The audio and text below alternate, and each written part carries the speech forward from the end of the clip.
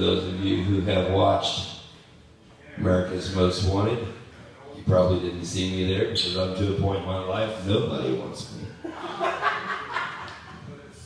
I don't know if you guys have noticed this or not, but I've got this kind of weight problem thing going on right here, right? Things happen after you turn 40. Those of you younger folks, I'm probably going to give you an opportunity to look into the future tonight that you normally wouldn't have. And to give you a little bit of background, in high school I wrestled at 112 pounds. I am now twice the man I was back then, literally. And I'm the only guy in St. Joe to get kicked out of Weight Watchers. In Weight Watchers, they won't let you have even a little drink as part of their program. And there's a time and a place where I like to have a big drink every once in a while. And I was showing up to the meeting, and I go up to the parking meter, and I go to drop some coins in the slot, and it went to 60, and I go, oh my God, I've lost 240 pounds. So it makes things a little different. And I'm still trying to learn to live with this extra little gut I got. And I found out that pizza is an allergen. You eat enough of them over a period of time, it causes your belly to swell. So, and it's created some situations for me I wasn't prepared for either. Always before, think about yourself and where some of you guys are in your life right now. You're young, you're vibrant. The mating ritual takes place. The girls are over here waiting for somebody to buy them drinks and ask them to make them a sandwich. The guys are over here looking to spend some money and look for somebody to provide a sandwich. And it all comes together. And the men are standing around like Adonises. And then the women have got the mental tape measure going on, and they're like, oh, yes, 24-inch pythons, yes. Good little size. Yeah, he's measuring up. Okay. And so everything comes together, and you get married, and everything's, the whole American dream plays out. And when you're young, it's wonderful. You come home to a wonderful young lady, who I'm fortunate enough, mine is with me here tonight. And for those of you who have not noticed, this is my lovely young bride right here of 32 years.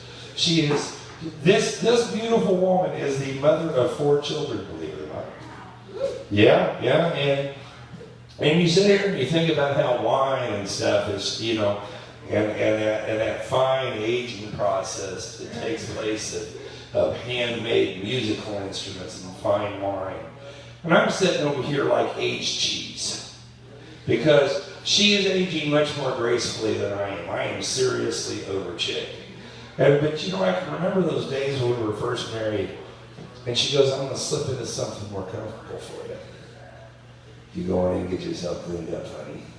And you come back, and you just be like Christmas all the time. You just have those layers that you just wanted to peel back. And you just wanted to, get down to that prize inside like a box of Cracker Jacks, And just the other night, we come home, and she goes, honey, you go on in and get yourself cleaned up.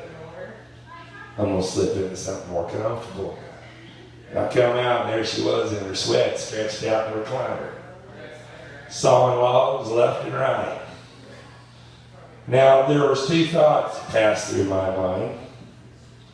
One, it's going to be another long night. And 2, she's in my chair. Now, to give you an idea about the difference between now and then, back then, if she even looked at me funny, I was ready to go. I'm like, honey, I take her into my arms, and we make mad, passionate love till dawn's early light. Now, if she gives me any kind of indication, I've got to go through a ritual. I got to do my stretches.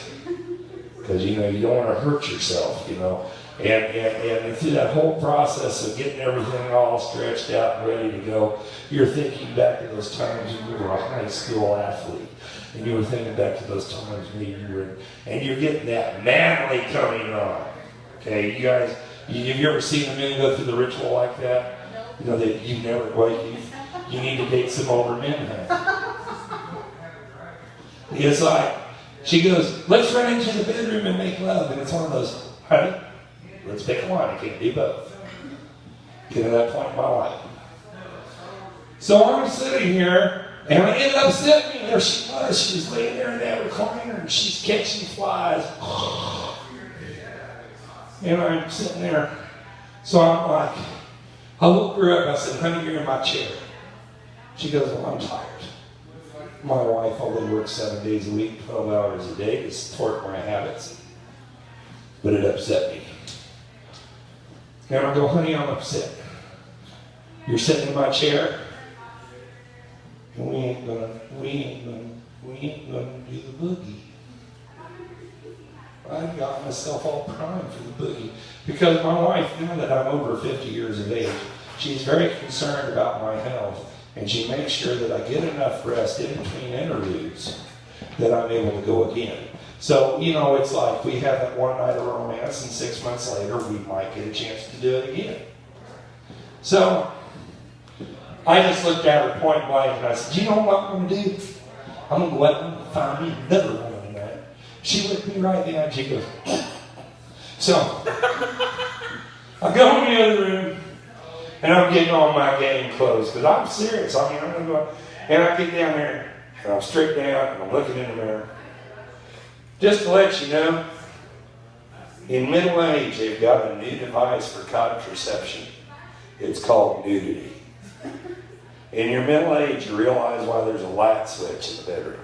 Just saying. Not that my wife's got. You know, I tell you, my wife's a pretty lady, and she gets a lot of guys looking at her, saying hi to her and things. You know, back in my younger days, it was one of those deals you puff up like a toad, and it's like, hey, buddy, bye, you go. I know kung fu and 2 or 3 other Chinese words, buddy, you better leave her alone, she's mine. At my age now, men still look at her because she's a beautiful woman. But I'm, instead of like, buddy, I'm like, please don't. I ain't got nothing to offer, man. Just please leave her alone. I've got nothing else going on. So now I'm kind of forcing Megan and all kinds of things. But here I am, and I look at myself in the mirror, and I realize at that point in time that no matter what I did to go out and try to find somebody new, that was the best that I was going to have to work for.